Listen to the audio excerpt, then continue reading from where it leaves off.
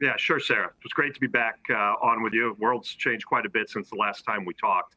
I think the focus for us as a company right now are really around protecting our teams. And in my mind, that covers both the health and wellness, which is obviously a top priority, but also the financial side for our employees. And so I think what you heard today is the complement to the health and wellness initiatives that we've already had in place, which include things like upping our sanitation focus and our personal protection equipment that are in our facilities, as well as protocols that are in place in all of our facilities where they reflect if someone comes in contact with someone with the virus, if someone has the virus, what are we doing and how are we managing through that?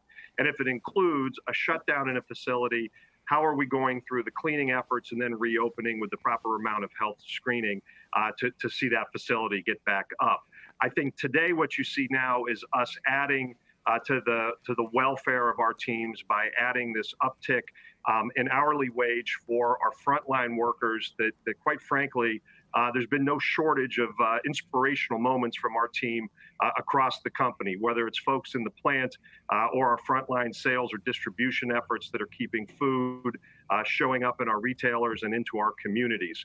I think the $2 is a way to recognize that effort, but also help them navigate what could be some added costs in their life. And including in that is our supervisors that are in sales and on the front line with the $100 to help navigate that as well. So I think really our efforts are to try to protect our employees through both of those aspects. Talk to me, Mark, about the supply chain, where most of your raw materials and ingredients come from, and whether you're able to access enough of them to meet demand, not to mention the trucking and the shipments with so many states in this country now shut down. Yeah, it's clearly there's some challenges. I can't promise you that every flavor of every brand is going to be there each day. But what I will tell you is that the teams are doing very well, and that the food supply and our supply chains are holding up in the face of what is really unprecedented demand. Over the last 4 weeks, as an example, our soup business in market consumption data is up 60%.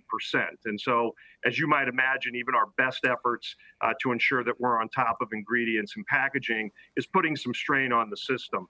But I'm very confident that we'll continue the flow of product, that we're there to support our retailers as well as our communities. And some of the folks that are feeling this the hardest right now are those that are utilizing food banks and hunger programs. And we want to make sure that we're taking care of everybody as best we can. So I would say so far, so good. And again, I feel very confident in our ability to continue to move forward and provide supply as it's needed.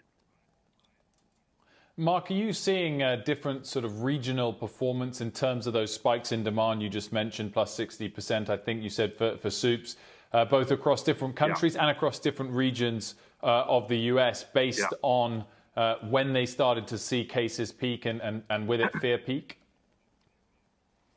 Well, I think demand has kind of gone through a little bit of evolution over these last several weeks, where initially I think what we were reacting to was what you kind of see in a natural or a weather disaster, where you see pantry loading and certain products in certain geographies ramping up. I think what we've seen now is this is sustained over time as you have more people eating in home, including lunches where a lot of our products play a very important role.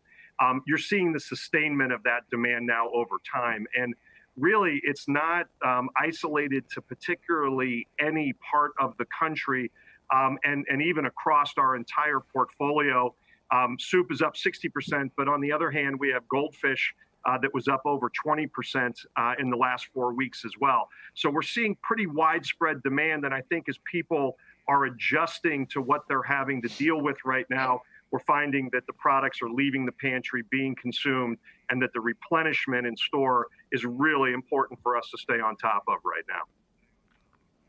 And Mark, investors want to know if you can sort of leverage the fact that people are coming to your brands that hadn't been for a long time, soup in particular, for the long run. I mean, do you see a structural shift here where you can bring people back to the brands and this can be more than a temporary phenomenon during a crisis?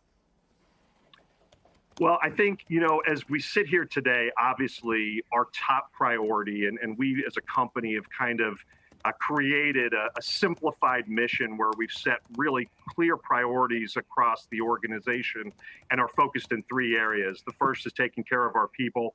The second is making sure that we produce and distribute our food as safely, as quickly as we can, and make sure that we're fulfilling that need. And then the third area of focus is really solidifying the way that we're going to operate in this new environment. That is the priority today as we focus on the things that I think matter most. But what I will say is, as we look forward and we start to understand what the world might look like beyond this crisis, or even if it's sustained over a period of time, I do think that we'll find that our products have been utilized in homes that they may not have been in the past. And I think it's really then up to us to make sure that usage ideas and that we continue to sustain on the quality of our products. But I do think they are fulfilling some very important needs now. And although not our priority, I would expect over time that this will help introduce many of our brands to a broader population.